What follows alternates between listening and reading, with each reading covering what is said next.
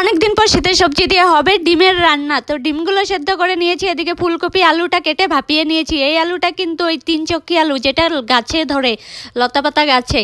এবার কড়াইয়ে সর্ষের তেল দিয়ে হাঁসের ডিমটা ভেজে নামিয়ে নিয়েছি। এবার ফোড়নের জন্য সর্ষের তেল, জিরে, গোটা গরম মশলা দিয়ে দিয়েছি। তারপর পেঁয়াজ কুচি দিয়ে একটু ভেজে নিয়ে ফুলকপি আর আলুটা দিয়ে দিব।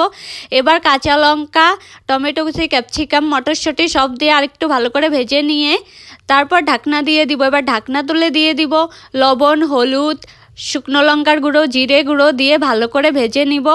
তারপর দিয়ে দিব ধনেপাতা কুচি, দিয়ে আরও 2 মিনিট ভালো করে ভেজে জল দিয়ে দিব। জল দিয়ে আরও জাল দিব 15-20 মিনিট। এদিকে এবার আমি মুরগির ডিমগুলো কেটে ভেজে নিব। আগের ডিমটা যেটা ভেজে নিয়েছিলাম সেটা হাঁসের ডিম ছিল। মা হাঁসের ডিম খায়, মুরগির ডিম খায় না, সেজন্য মার জন্য তরকারিটা আলাদা করে রেখে তারপর মুরগির ডিমগুলো দিয়ে আরও 5 মিনিট জাল দিয়ে নামিয়ে ফেললে কিন্তু হয়ে যাবে সুন্দর স্বাদের ডিমের শীতের সবজি দিয়ে একটা রান্না।